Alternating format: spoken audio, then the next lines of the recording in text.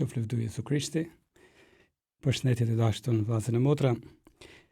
Jemi duke fol mbi letrën e Papa Franceskut, të titulluar Shpresa nuk zgënjen, të shpallur nga Papa me rastin e hapjes së vitit jubilar 2025.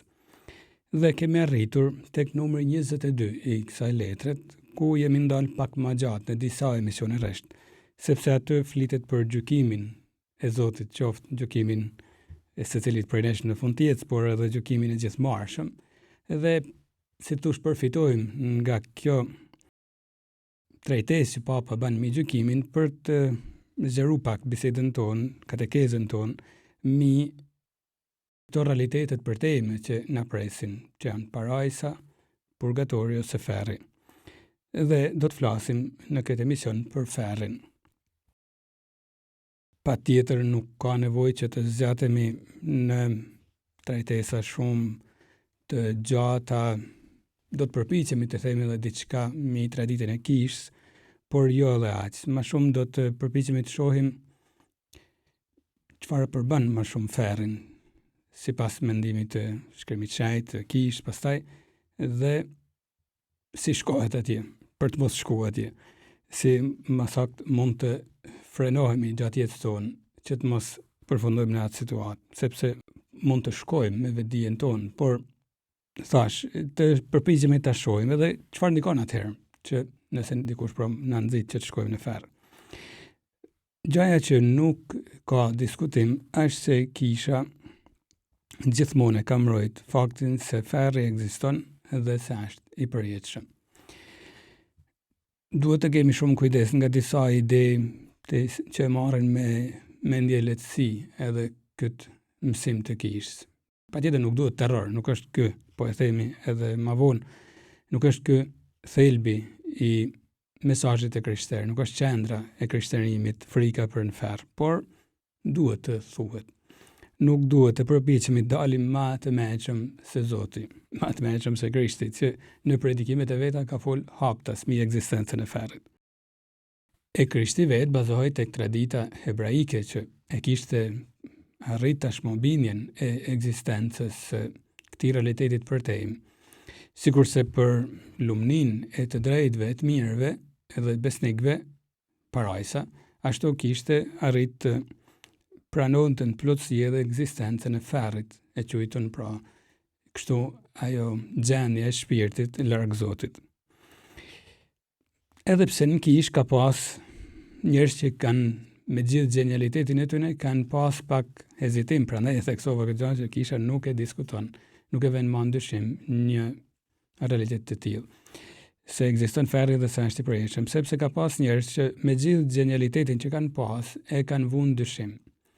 Më i famshmi me sa më rezulton ndërto është Origjeni i Aleksandris, i cili në shekullin e dytë, një njeri genial, vërtet genial, ka shkruar gjëra fantastike mbi jetën e krishterë, mbi komentet e shkrimit shenjtë, mbi traditën e krishterë, mbi gjithçka. Kishte një fe vërtet të madhe.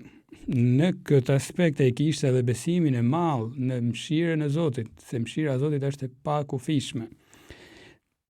Si të thush, për ta justifiku disi ekzistencën e kësaj mëshire të pamas të hyjit, ai fliste edhe për ripërtrimin e gjithëmbarshme, kështu e quante duke përdorur një tekst të shkrimit shenjtë, që nënkuptonte për të kjo ripërtrimi e gjithëmbarshme edhe kthimin e djallit në fundin e kohëve, pra do të përfundoi koha e ferrit edhe për djallin e Zotit do t'ja falin mëkatin, në fund kohëve do t'a fusin parris. Kjo është një herezi e kisha asnjëherë, qysh atëherë, se ka thënë Origjeni, e as sot nuk e ka pranuar. Thash, Origjeni niset dikun prej shkrimit shenjtë, është vetëm një rresht në shkrimin shenjtë që përmend këtë ripërtrim të gjithëmbarshme. E përmend Shën Pietri tek Veprat e Apostujve, kapitulli 3, rreshti 21, kur thot në një predikim të vetin, Shën Pietri, tash për tash Jezusi duhet të qëndrojë në qiell deri në kohën e ripërtritjes së gjithëmbarshme, për të cilën hyi ka folur përmes gojës së profetëve të shenjtë, që prej kohëve të lashta. Që do të thotë ripërtrimi e gjithëmbarshme, kjo është gjithë çështja. Me siguri nuk do të thotë detyrimisht edhe kthimin e djallit dhe futjen edhe të tij në parajs. Ripërtrimi e gjithëmbarshme, kështu po, mund të quhet si thosh do të shkojnë në vend drejtësie në plotësinë e saj, me ngjalljen edhe të vdekurve, të vdekurit që kanë shpirtet e tyre në parajs, do të ngjallen për të gëzuar lumninë e parajsës përjetësisht, dhe kështu trupi do të marrë shpërblimin e shpirtit, e të vdekurit që i kanë shpirtet e tyre në ferr do të ngjallen, edhe trupi do të marrin dënimin e shpirtit. Duken fjalë shumë të prera, por ky është mësimi i Kisha, nuk është gabim që të jetë të prerë kjo gjë. Do të shkojnë në vend drejtësie në plotësinë e saj. Djalli atëherë nuk do të ketë më kur farë pushtetit mi ata që përpiqen me bën vullnesën e Zotit. Atëherë do të mposhtet përfundimisht. Nuk do të ketë më kur farë hapësirët. Për momentin djalli patjetër është mundur nga kryqi i Krishtit, si thosh, është tregu rruga, edhe është tregu forca që Kisha ka, që është kryqi i Krishtit, vdekja e ngjalli atij për ta mposhtë. Por njerëzit vazhdojnë kënë lirinë për të zgjedhur, lirinë do ta kemi edhe në parajs, por si thosh, kanë edhe brishësinë ende dhe mund të mashtrohen. Por njerëzit mundin me hirin e Zotit ta mposhtin. Thoshte Tereza, shenjtja Tereza e Avils, djalli është një qen që vërtet le ulërin, pra, por është i lidhur nga zinxhir të mëshirës së Zotit. Ne nëse kapemi pas këtyre zinxhir të mëshirës së Zotit atëherë, ose sigurohemi më saktë, s'po di si më shpreh këtë koncept, por nëse besojmë të mëshira e Zotit, djallin e mposhtim në çdo situatë. Ti marrim pak me radhë, pra, është e qartë ideja, pra, se ferri ekziston dhe është i përjetshëm, por ti marrim pak me radhë se si është strukturuar, se si ka lind edhe si është zhvilluar kjo ide në popullin hebrejk, sepse do dalim në një vlerësim shumë interesant. Edhe po e shohim më një herë. Në beslidhjen e vjetër, fillimisht ishte bindja se të vdekunit zbresin në Sheol, e kam përmendur edhe në ndonjë emision paraardhës, cila mbahej kjo fjalë Sheol, si thosh, përshkruante mbretërinë e të vdekurve, nuk ka një fjalë tjetër që e përkthen, vetëm një fjalë, duhen dy fjalë, mbretëria e të vdekurve. Dhe në mitologjinë greke ishte një fjalë që e përkthente, ishte Ade. Ade ishte një realitet, pra, ku zbrisnin të vdekurit sipas mendësisë greke. Pikërisht me këtë term është përkthyer në beslidhjen e vjetër fjala Sheol me fjalën Ade nga 70-tat, kur është bërë përkthimi nga 70-tat. Dhe në beslidhjen e re përdoret pikërisht fjala Ade për të shpreh idenë e Sheolit, pra nën tokës. Në latinisht kjo fjalë është përkthyer me inferus. Inferus, që do të thotë nën tokë, pra, poshtë. E prej këtu vjen fjala shqipe ferr, jo nga ferrat që hasim rrugës, por inferus, nga kjo fjalë latine që do të thotë, pra, poshtë. Por kujdes, fillimisht kjo fjalë Sheol është fjala fillestare, pra, pastaj Ade, pastaj inferus. Kjo Sheol ishte, si thosh, një mënyrë për të treguar se nuk ka më jetë. Ishte një mënyrë për të treguar se mbaron gjithçka me vdekjen, e kishin vështirë fillimisht hebrejt për të pranuar idenë e përjetësisë së shpirtit. Pastaj, duke u bazuar tek bindja se Zoti nuk ka mundësi që shpërblen vetëm anën shpirtërore në këtë jetë, vetëm këtë jetë. Zoti nuk shpërblen vetëm këtë jetë, shpirtëror, por shpërblen gjithmonë. Atëherë nuk pranu se shpirti mund të jetojë gjithmonë, edhe si thosh, u pa një farë urtie edhe në popujt pagan, që shpirti i Zotit e paska ngjall. U pranu me vështirësi të mëdha, u pranu edhe shpërblimi i trupit pastaj kur u pranu edhe ideja e ngjalljes ka shekulli i dytë para Krishtit. Në këtë kuptim u fol për Sheolin si mbretëria e vdekurve, plot me të gjallë shpirtra që prisnin shëlbimin e Krishtit që zbret nën tokë në mbretërinë e të vdekurve, që zbret nën tokë edhe fizikisht duke u varros, por edhe simbolikisht, pra, zbret tek të vdekurit, zbret si shëlbues për t'ju hap parrizin. Mirë, këto terme, pra, mbretëria e të vdekurve, Sheol, u përdoren edhe në krishterët. E këtu hyri edhe ideja se ekzistojnë disa të drejt edhe në Sheol, pra në mbretërinë e vjekur, disa të këqij, të cilët ndahen edhe këtu në dy kategori. Ata që shkojnë në parajse, ata që shkojnë në zjarrin e ferrit. Terminologjia edhe kjo që do ta përdorin edhe Krishti në fjalët e tij.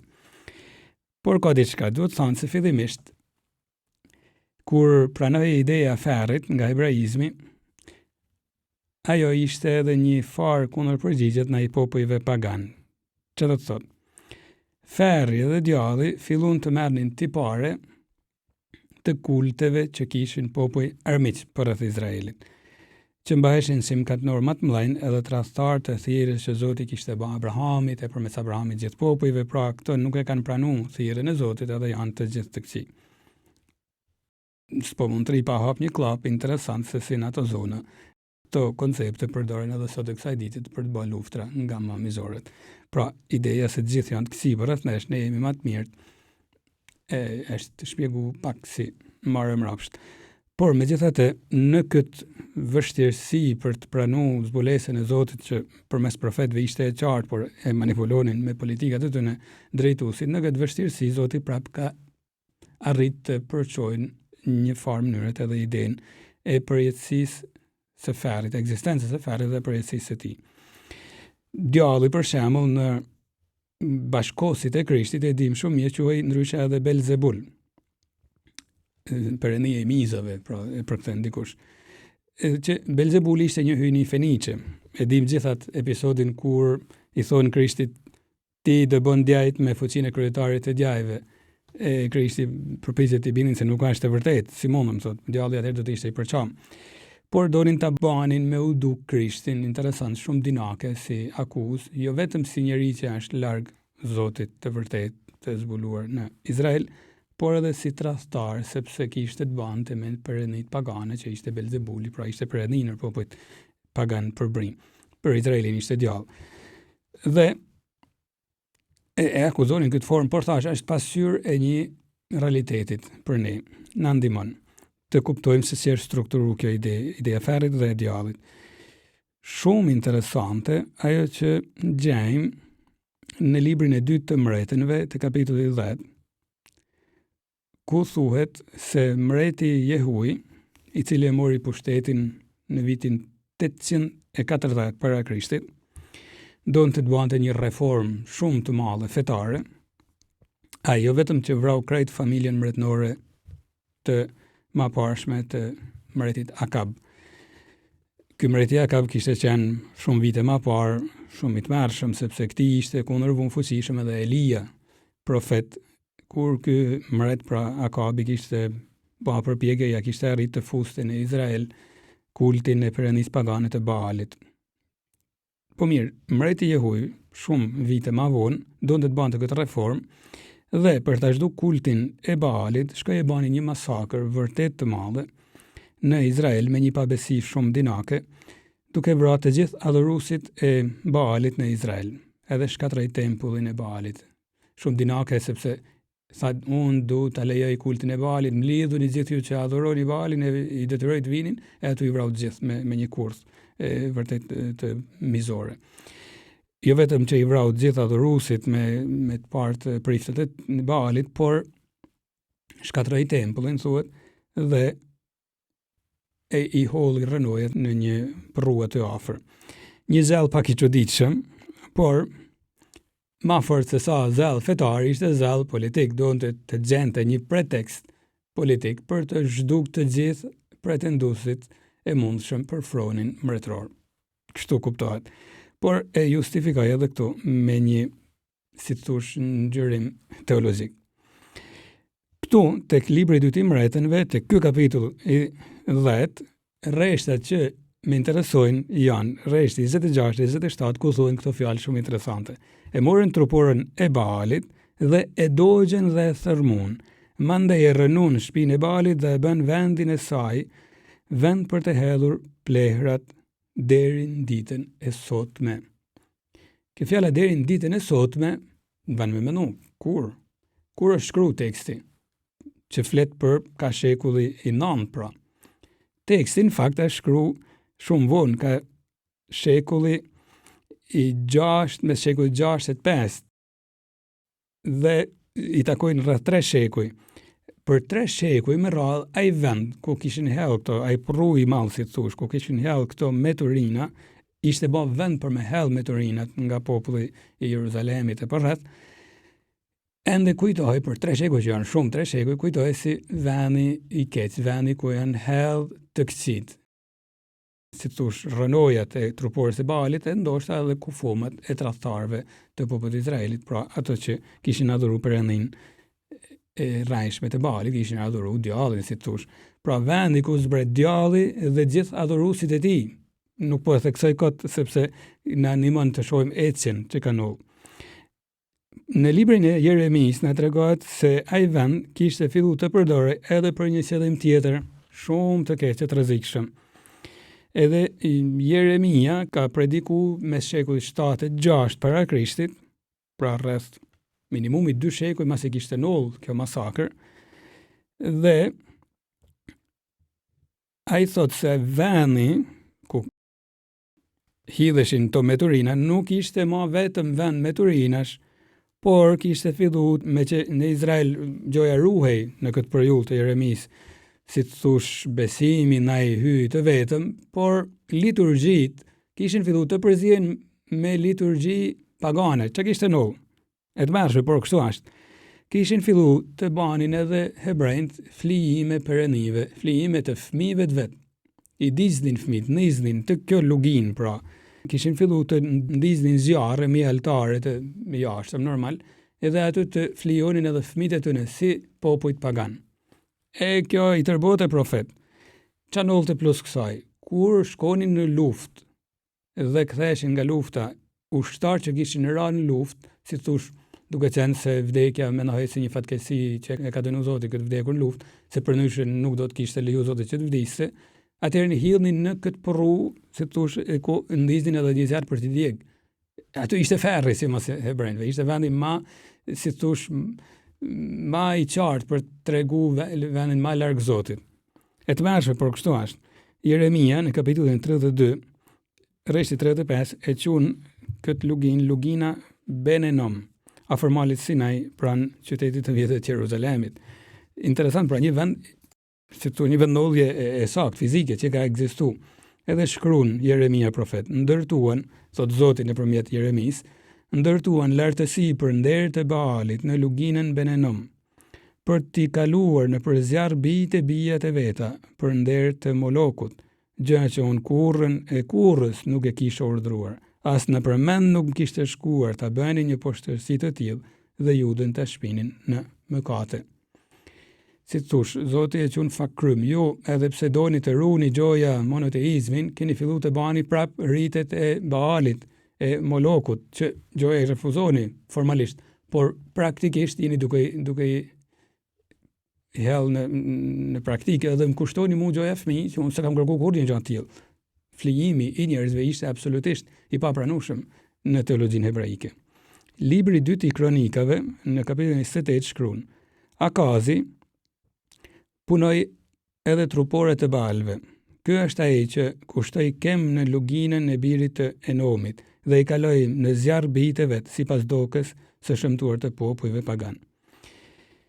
Është e vërtetë se mas Akazit, pra kjo kishte ndodhur ka shekulli 8 të thash, në shekullin 7 e mori Manaseu mbretënimin dhe filloi të shkatronte gjitha këto trupore, gjitha këto praktika, por thame ai kishte bë edhe këto gabimet duke fut edhe magjistar, duke fut edhe ritet pagane.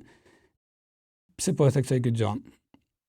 Edhe ne mund të themi jam i krishter, por edhe nuk e mohojmë fen. Na vjen keq nëse dikush thotë ti nuk je katolik.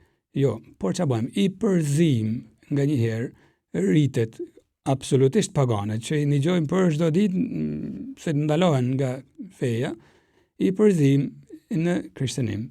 Shkojmë tek magjistar. Praktikojmë gjana që nuk janë besimit tonë. Bashkëjetesa nuk është pjesë e doktrinës katolike.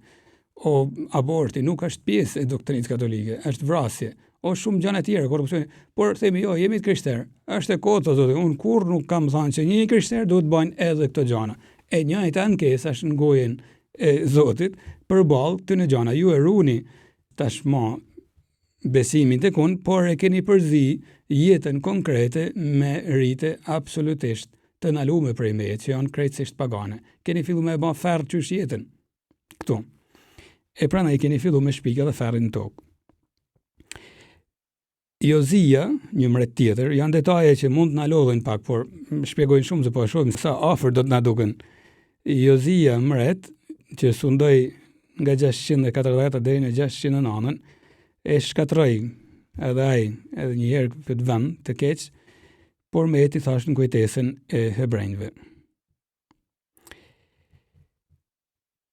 Interesant se si në kujtesën e hebrejve kishte met edhe me këtë famë. Imagjinohi ferri, pra duke u nis nga ky vend mundimesh, vendi më i keq si mas tyne pra në tokë, që ishte simbol i një vendit tashmë shpirtëror, ferri. U kriju ideja ferrit në Izrael, pra kam fjalën për idenë e ferrit ashtu siç e kemi edhe ne të krishterët. Pra jo si vend tashmë, por si gjendje, dhe u kriju ideja e një ferrit me nivele të ndryshme, ku dënoheshin 7 lloj katënor, që nuk po him tash me shtjellu. Nga që du të takoj në leximin e mistikëve të ndryshëm, ndonjë mistik që flet për nivele të ndryshme edhe në ferr. Interesant, pra koincidojnë të gjana me atë që teologët hebrejë thoshin qysh rreth 6 shekuj para Krishtit. Por e kuptoni kështu pse këto imazhe u morën më njëherë, pra u pranun në krishtenim. Edhe teologët është e vërtet se i pranojnë këto imazhe, thonë prit nuk do ta teprojmë, vetë imagjinojmë ndonjë saktësim edhe të ferrit. Është një gjendje që nuk di mas me përshkruar shumë, por e dim se është e përjetshme, se ekziston, e dim dhe se është e përjetshme. Në detaje nuk duhet të hym shumë, sepse rrezikojmë shumë të kalojmë në një kurreshtje që nuk na ndihmon as të përparojmë shpirtërisht.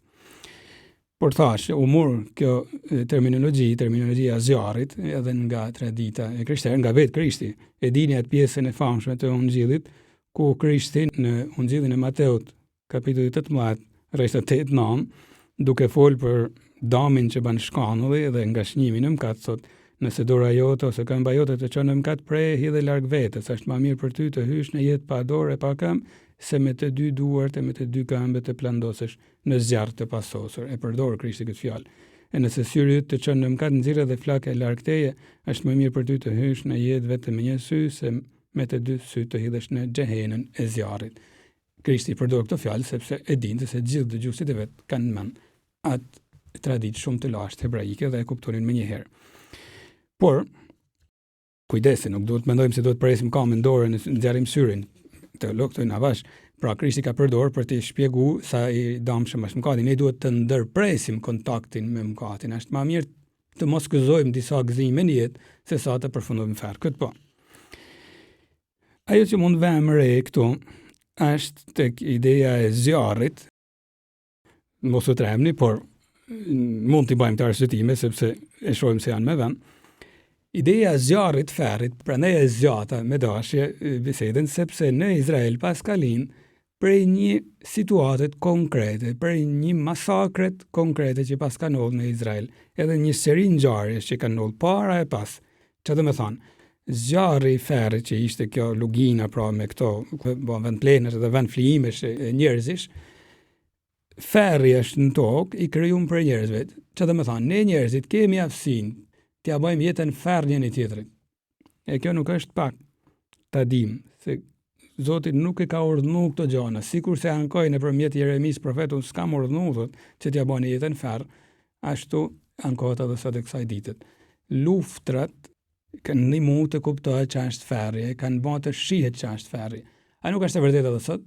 Se luftrat të bëjnë të shohësh që është ferri, shkatërrim në të gjitha nivelet. Lufta është ferr, kush e don luftën, ai nuk e don Zotin. Sot Krishti lumpajtuesit sepse do të quhen bijtë e hyjit. E kundërta ndodh me ata që dojnë luftën, pra jo paqen. Ata nuk janë bijtë e hyjit, ata janë bijtë e ferrit. Të këtij realiteti, pra që e kanë krijuar qysh këtu në tokë. Mirërisht do ta vazhdojnë përgjithmonë. Interesant. Ja vlen të hapim një klap këtu, do të ndihmohemi pak nga tradita, që do të thënë nga tradita, nga zbulesat që Zoti ka bërë nëpërmjet mistikëve në forma të ndryshme, për të kuptuar se ne njerëzit ferrin mund ta krijojmë vetë, e pa me çështja e luftrave. Por mund të na shkojnë mendja kush e ka kriju ferrin i pari. Ferri është bërë për djallin, na shkon mendja fill. Pra djalli përpara, pastaj edhe njerëzit. E saktë. Po kush e krijoi ferrin? Në Ungjill, Krishti, te Ungjilli i Mateut, kapitulli 25, dim flet për gjyqjen e fundit në fund të kohës. Të mirëve, thot Krishti, mreti, pra vetë Krishti, do të thot, e jeni të bekuarit e atit të merrnin pronë mbretërinë që u bë gati për ju që është prej fillimit të botës. Të këqeve u thot ikni prej meje të mallkuar në zjarr të pasosur, të përgatitur për djallin e për angjëjt e tij. E para herë nuk thot të përgatitur për ju. Të mirëve u thot për ju apo gati mbretëria.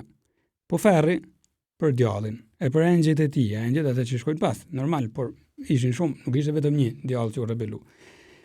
Këtu na vjen ndim tradita sepse lind pyetja kush e krijoi ferrin? Zoti nuk e ka kriju ferrin. Përgjigjja është që e krijoi djalli, por djalli nuk është krijues. Krijues është vetëm Zoti.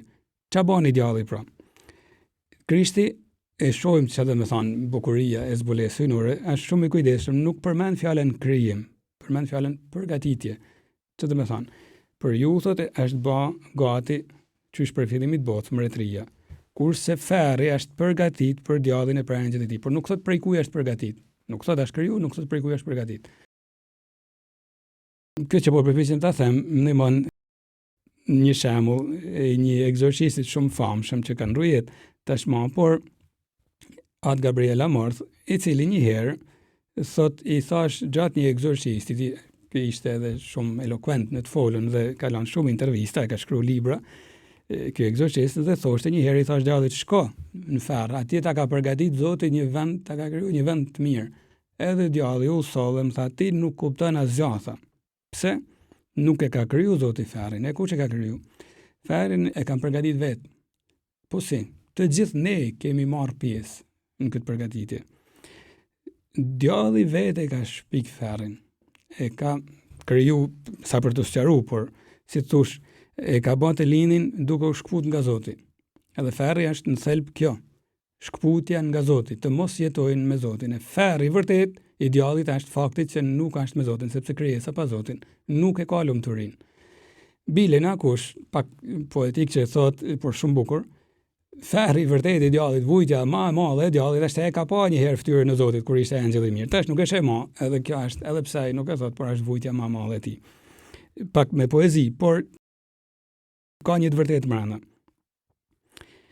Djalli që largohet prej Zotit dhe si thosh i përgatit vetes ferrin. Kujdes, edhe ne mund të largohemi prej Zotit dhe të përgatisim vetes ferrin. Krishti është e vërtetë se ka marrë këtë imazhin e zjarrit që e kishte tradita hebraike shumë të qartë për të shpjeguar vujtjet e ferrit.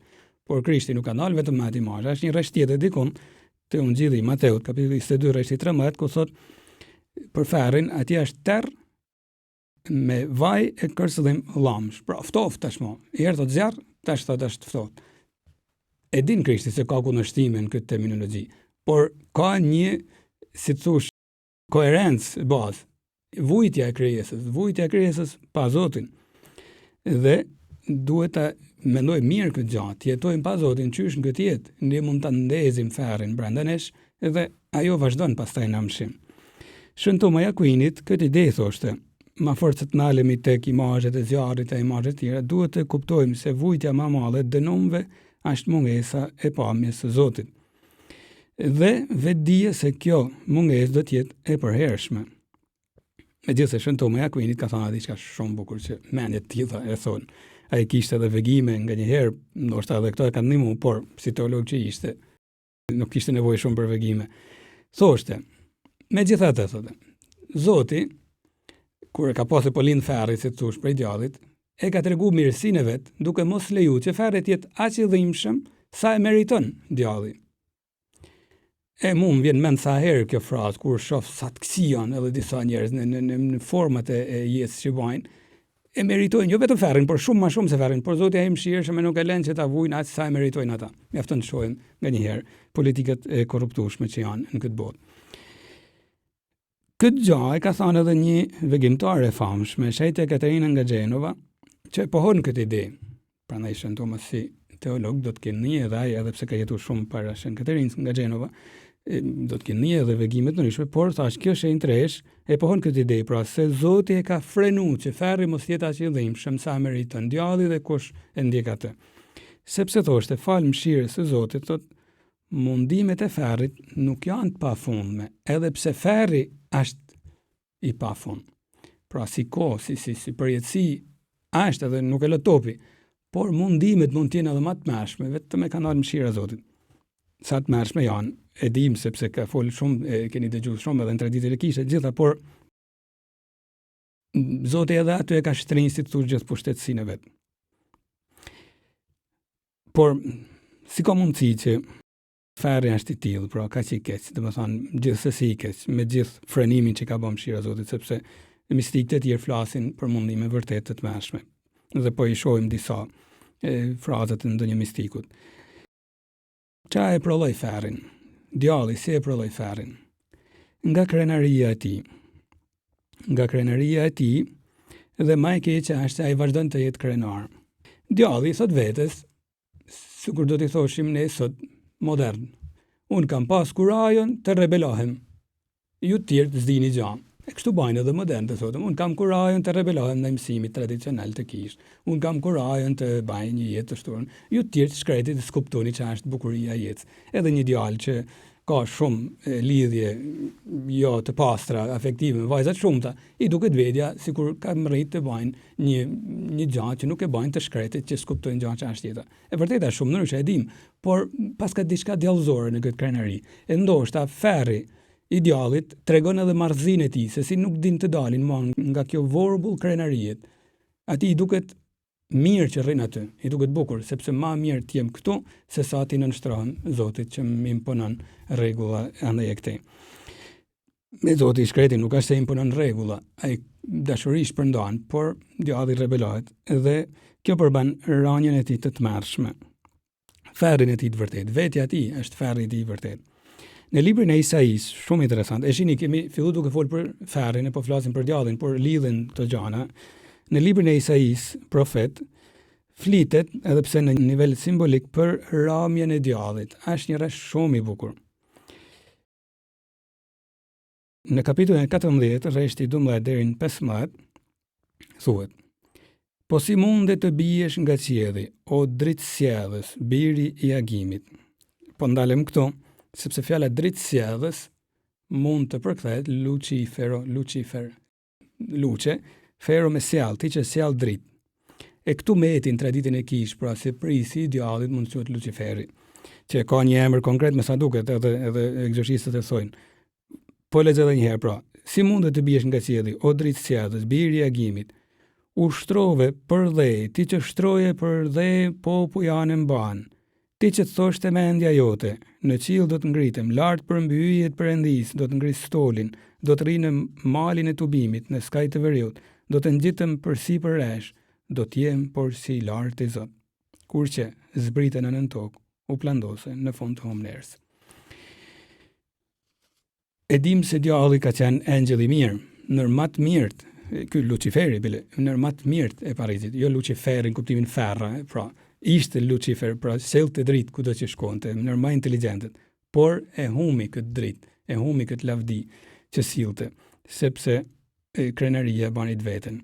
Ndokosh për biblistave me drejt thonë se Isaia aty është duke fol fillimisht për rënien e mbretit Babilonis, që ishte shumë i mallnueshëm mbreti i Babilonis, sepse vetë pranëria e tij ishte e mallnueshme. Por ra nga dhe u mund nga Aleksandri i Madh. Po si mundet bishti? E kështu u pan pra si një formë Luciferit të gjithë sundimtarët e kësaj bote që i duket vetja mi Zotin.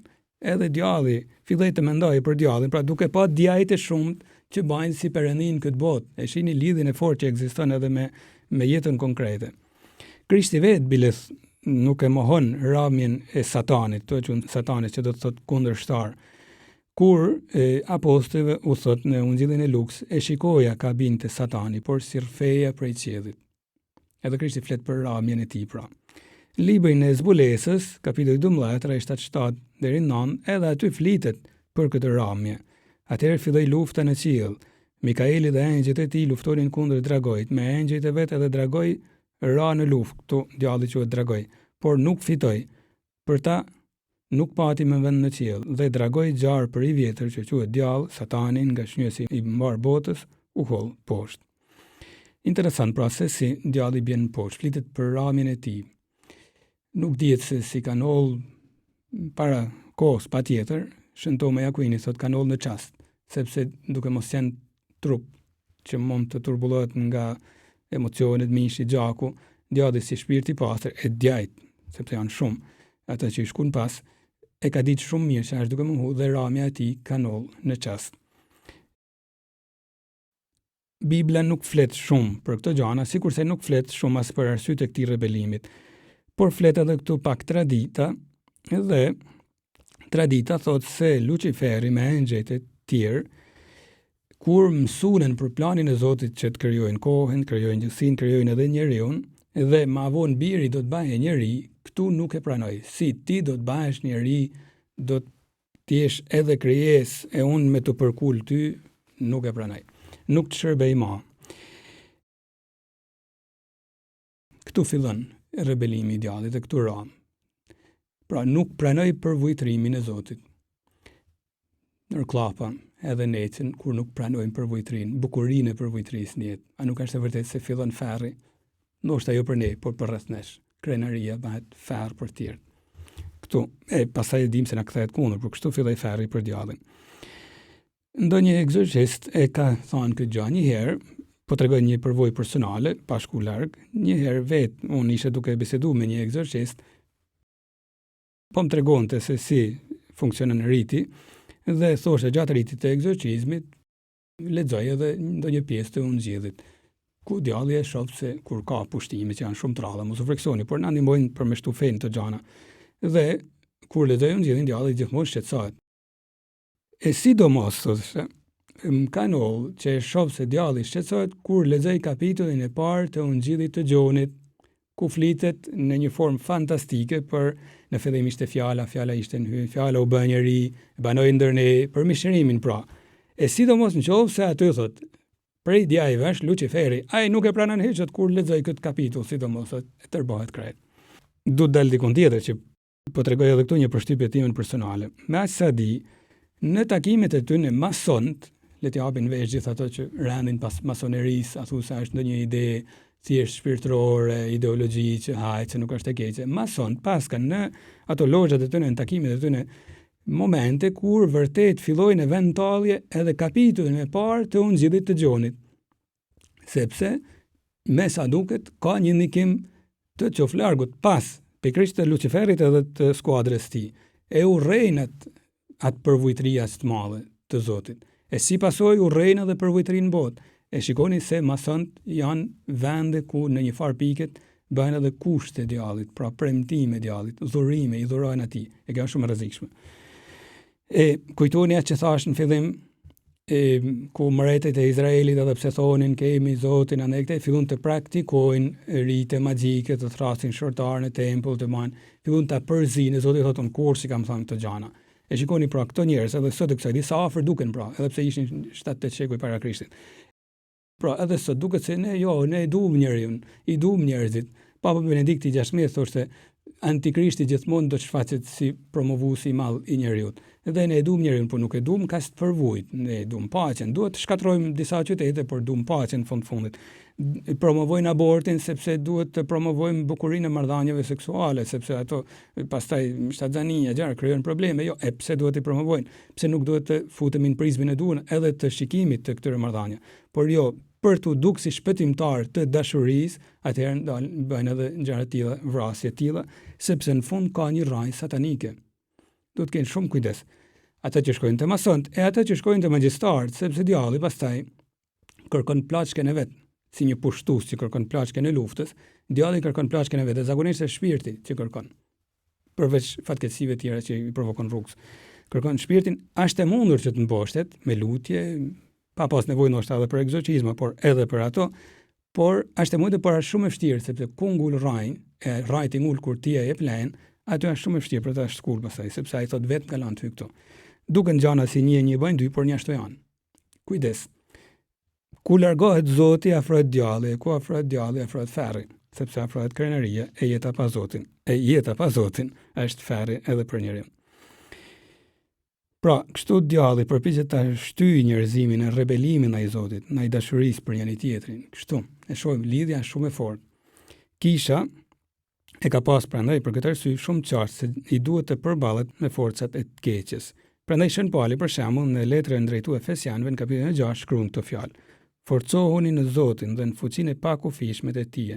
Ngjeshuni me armë të hyjit që të mund të qëndroni përballë pritave të djallit, sepse, e kjo është shumë e bukur, nuk kemi luftë vetëm kundër njeriut, por kundër principatave, kundër pushteteve, kundër sunduesve të kësaj bote të errët, kundër shpirtrave të këqij të hapësirës qiellore. Në këmbë pra ngjeshuni ijet me të vërtetën dhe vishni drejtësi në vend pancirës. Mbathni këmbë me zellin e kumtimit të ungjillit të paqes. Në çdo gjë mbani në dorë shqytin e fesë. Me të do të mund t'i fikni shigjetat e zjarrta të keqit. Merrni për krenarin e shëlbimit dhe shpatin e Shpirtit Shenjtë, dhe me thënë fjalën e hyjit. Fjala hyjit jep dritë se si ti përballosh kurthat e djallit. Shën Pietri merr të njëjtën ide të Shën Paulit.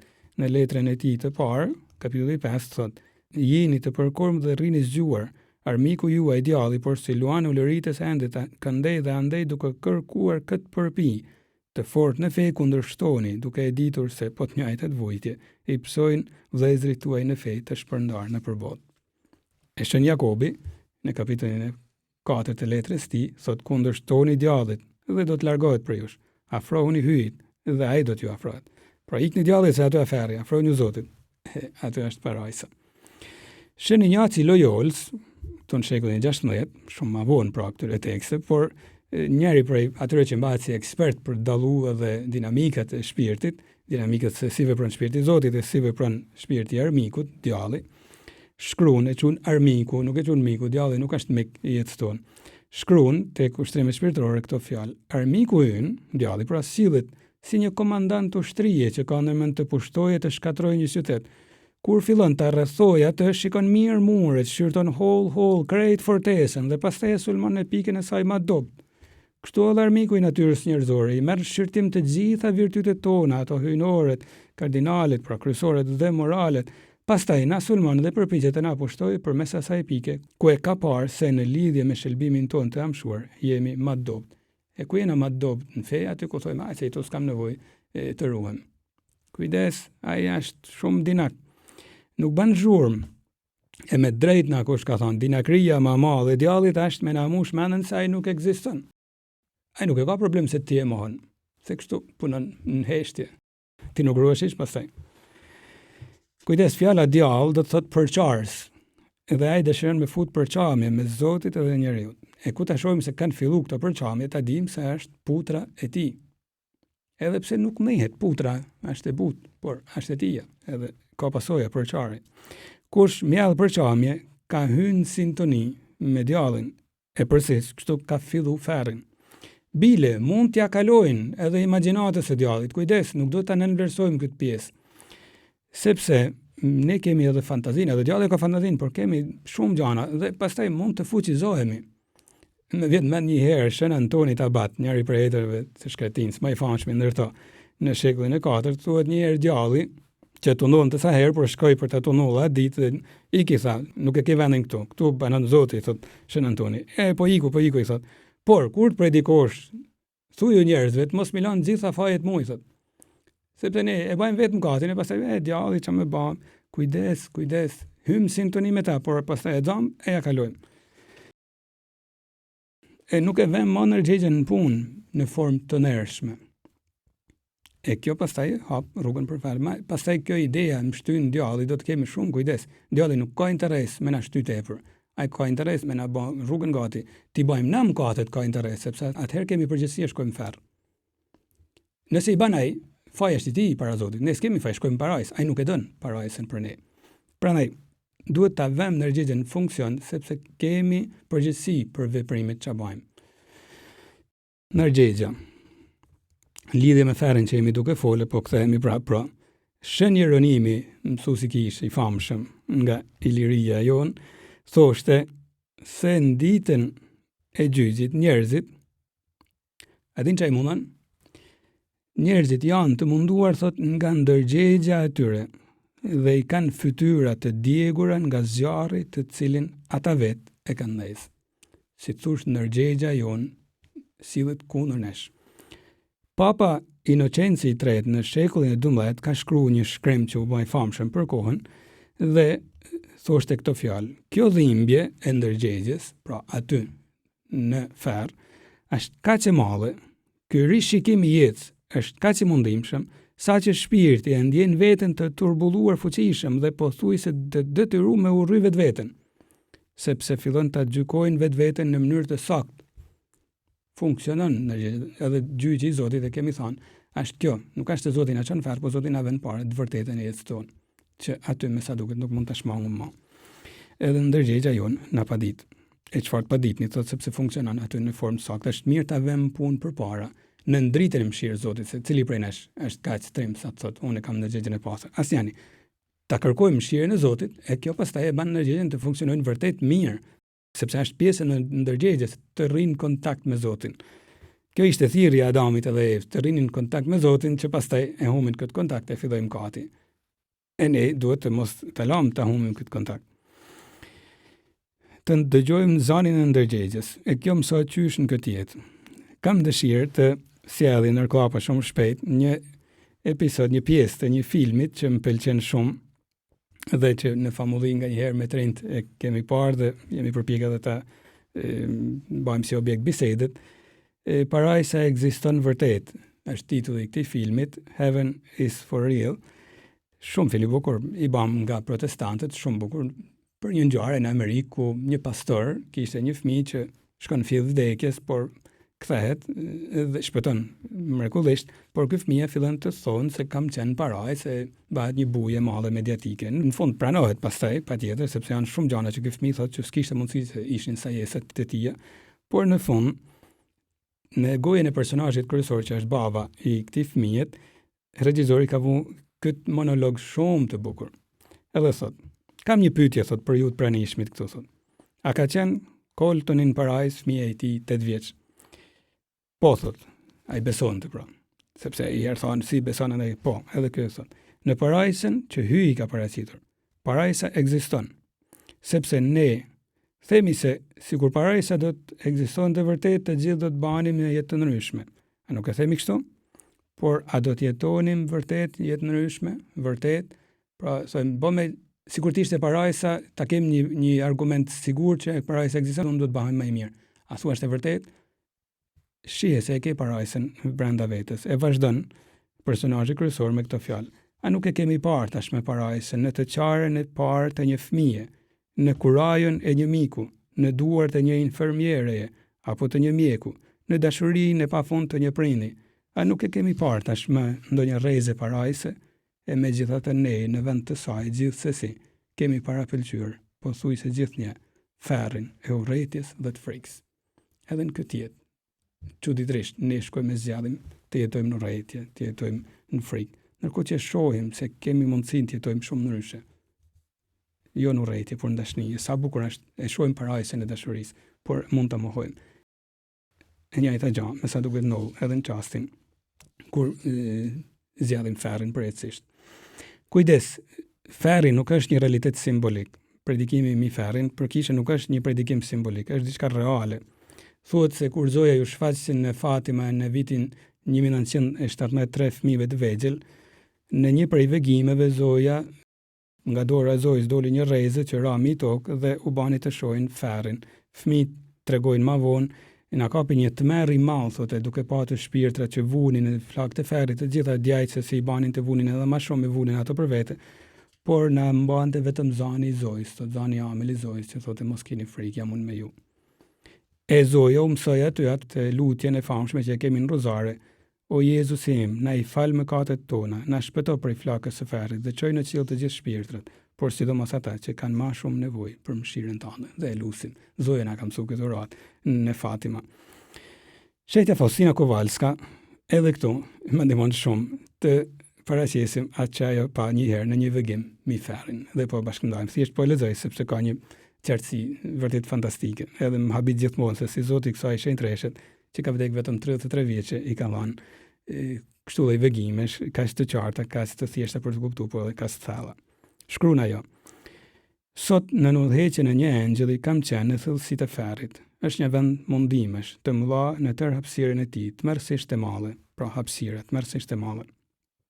Këto janë mundime të ndryshme që kam parë. Mundimi I parë, ai që përbën ferrin, është humbja e hyjit. E dyta, janë brejtjet e vazhdueshme të ndërgjegjes, folme për brejtjen e ndërgjegjes. E treta është vetdia se ajo gjendje nuk do të ndryshojë kurrë. Mundimi I katërt është zjarri që përshkon shpirtin, por nuk e zgjason atë. Është një mundim I tmerrshëm, është një zjarr krejtësisht shpirtëror I ndezur nga hidhërimi I hyjit. Mundimi I pestë është errësira vazhdueshme, një erë keqe, e tmerrshme dhe mbytëse, edhe pse është errësirë djajt dhe shpirtet e dënuar e shohin njëri tjetrin dhe e shohin të gjithë të keqen e të tjerëve edhe të veten. Mundimi I gjashtë është shoqëria vazhdueshme e Satanit. Mundimi I shtatë është dëshpërimi I tmerrshëm, urrëtia ndaj hyjit, të nemurat, mallkimet, blasfemit. Këto janë mundimet që të gjithë të dënuarit I vujnë së bashku, por nuk është fundi I mundimeve kë. Ekzistojnë mundimet veçanta për shpirtrat të ndryshëm që janë mundimet e shqisave. Çdo shpirt me shqisën që ka mëkatuar më shumë pëson mundimin në mënyrë të tmerrshme dhe të papërshkrueshme. Janë shpellë të tmerrshme, humnere torturash, ku secila torturë ndryshon nga tjetra. Do të kisha vdekur kur I pash ato tortura të dhatashme, sikur të mos më kishte mbajtur gjithë pushtetësia e hyjit. Ta di mirë mëkatari se me atë shqisme të cilën mëkaton do të torturohet për gjithamshimin.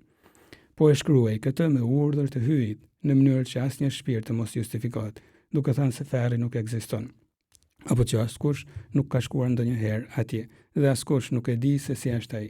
Unë, motë Faustina, me urdhër të hyjit, kam qenë në humneret e ferrit, me qëllim që t'ua tregoj atë shpirtrave dhe të dëshmoj se ferri ekziston. Tani nuk mund të flas për këtë gjë. Kam urdhër prej Zotit që ta lë të shkruar atë. Djajt kanë shfaqur një urrëtie të madhe ndaj meje, por me urdhër të Zotit u është dashur të më binden. Ajo që kam shkruar është vështirë hije zbe të gjërave që kam parë. Kam vënë re një gjë, se shumica e shpirtrave që janë aty janë shpirtra që nuk besonin se ferri ekzistonte. Kur u ktheva në vetvete, nuk arrija ta mblidhja dot veten nga frika, kur mendoja se atje disa shpirtra po vuanin tmerrsisht. Për këtë arsye lutem me zell edhe më të madh për kthimin e mëkatarëve dhe e lus pa ndërprerje për ta mëshirën e hyjit. E lus mëshirën e Zotit për kthimin e mëkatarëve. Sa herë Zoja shfaqej në shfaqjet e saj thoshte lutuni për mëkatarët. E citova të shfaqjen e Fatima, thotë se Jacinta, ajo më e vogla, 6 vjeç në kohën e shfaqjeve, lutej shumë për kthimin e mëkatarëve, 6 vjeçë. Ofronte vujtje, sande pendesa, vdiq 10 vjeçë, por thoshte që të mos shkojnë njerëzit në ferr. Sigur edhe ne të hynim këtë marak të Zotit, në këtë zell të Zotit për të shpëtuar shpirtrat. Është e vërtetë se kisha nuk ka thënë asnjëherë zyrtarisht se na kush ka shkuar në ferr, por kisha gjithmonë ka thënë se ferri është një mundësi reale për njerëzit. Kisha shpall shejtër, jo shejtana, si të thush, I beson mëshirës së Zotit, por nuk e mohon ekzistencën e ferrit. Ne gjithsesi nuk duhet ta projektojmë jetën tonë në diktimin e frikës për në ferr, por në diktimin e dashurisë së Zotit. E para, në diktimin e ndërgjegjes pastër, në mësimin e kish, edhe në atë që na dikton dashuria e pastër. Na do të më ditë se vullneti I Zotit e thotë shën pali, vullneti I Zotit është që shëlbojnë të gjithë njerëzit. Prandaj nuk duhet të nalemi vetëm tek frika, por të kapërcejmë frikën e të shkojmë tek dashuria më shumë. Ndonjë shejt, edhe po përfundoj me këtë ide shumë simpatike, ka thënë shejtja Teresa e Lisieux, ka thënë këtë ide, edhe në ferr me që s'ka asnjë njeri që e don Zotin atje, edhe në ferr ndash se shkoj. Thoshte me dhimbje mendoj për ata njerëz që janë në ferr. Do të kisha dashur me shkollën në ferr, veç që thonë Jezusi e kam dikan atje që më don.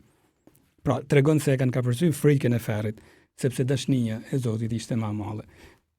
Mirë, ideja që thash duhet të kapën me atë maturinë vet, por na mësojnë se dashuria ajo që ne duhet të zgjatim në jetë.